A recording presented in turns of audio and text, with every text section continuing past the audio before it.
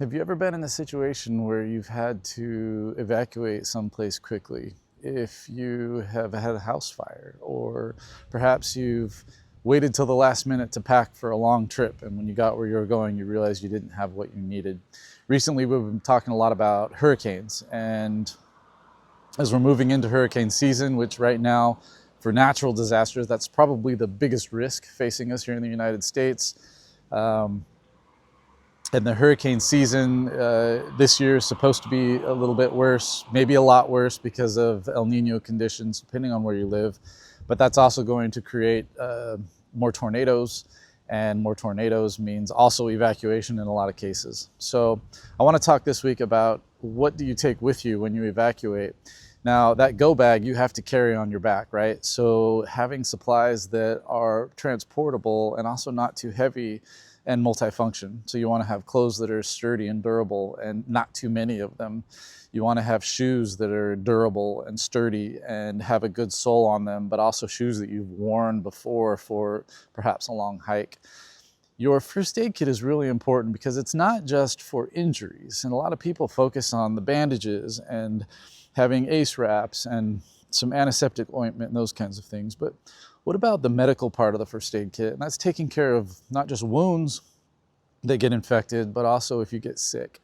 So carrying extra medications. So that would be antibiotics in case you get an infection, like an infected wound, but also a UTI or a pneumonia, traveler's diarrhea, those kinds of things. You also need to consider taking care of the symptoms of being sick. So I always like to carry in my bag some extra medications for like cold and flu, nausea, that kind of thing. That helps me to stay functional, avoid being dehydrated. When you have diarrhea, it's really hard to get work done. So having those types of medications slid into that little first aid kit, so it's kind of tiered, right? You've got your emergency first aid supplies, and that's for managing life-threatening injuries. And then you've also got your second part, which is taking care of those everyday kind of bummer things that just make it really hard to work hard. So, and then your life-saving medicines. Also, you should be carrying with you multiple means of light. I like to carry a headlamp and a pocket flashlight if I've got the room.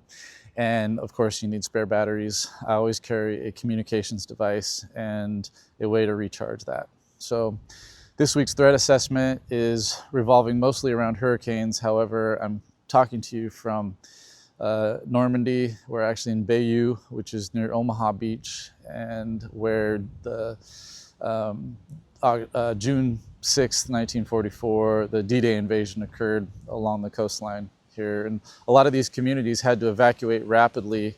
It was a life-saving evacuation to get away from the fighting. So unlike a hurricane, which is a natural disaster, this was a hurricane of artillery and gunfire, bombs, and many of the civilians around here lost their lives because they weren't able to move quickly enough.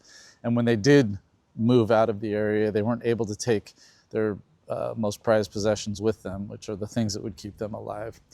So this week is the commemoration of D-Day. It's the 82nd anniversary. So I want everybody to think about if something like this happened. It could be a hurricane, it could be a war.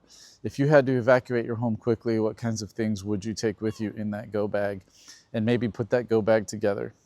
We do have some resources at Jase that can help you put that together and give you some ideas of what you need to carry and help you stay safe, you and your family. So thanks for joining us. We'll post some more videos from our experiences up here in Normandy, learning about how these communities managed their health care back in the 1930s and 40s. It's been a very interesting trip, and we hope to be able to share some really neat things with you soon.